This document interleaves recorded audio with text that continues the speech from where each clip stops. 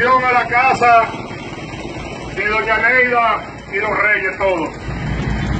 Aquí culmina este llamado que le estamos haciendo el día de hoy a todos los nacionales haitianos. Tienen un plazo de 24 horas. 24 horas tienen los haitianos para que abandonen a Pedernales. Mañana a las 10 de la mañana se vence el plazo. Estamos invitando a todas las mujeres y los hombres de que mañana a las 10 a la casa de doña Neida. Todos vamos a salir ahí a caminar los barrios.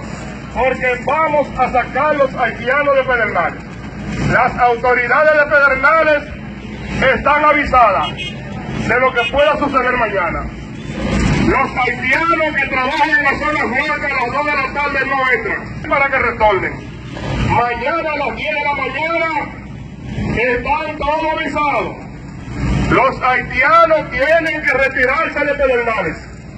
Mañana a las 10, todos convocados a la casa de Samuel. Ahí vamos a salir todos para la calle.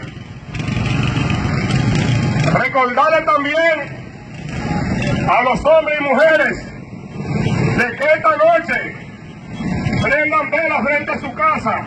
Prenda todo el mundo velas frente a su casa, porque nos mantenemos en vigilia permanente. A prender velas en la Duarte entera esta noche. La Duarte entera será encendida de vela hoy. Toda aquella persona que pueda prender una vela frente a su casa, que lo haga esta noche. Nosotros vamos a estar en vigilia permanente. Nos vamos a mantener en la casa de Samuel. Mañana a las 10 de la mañana se vence el plazo. Están advertidos los haitianos de que tienen que retirarse de Pedernales. Todos lo queremos aquí. Mañana a las 10 de la mañana, todos y todas convocados a la casa de Samuel, para nosotros salir a caminar la calle. Que se vayan los haitianos ya. No somos responsables de lo que les pueda suceder a partir de mañana. El mercado que se celebra lunes y viernes está suspendido. El mercado bilateral está suspendido. No se va a celebrar el mercado hasta que esto se resuelva.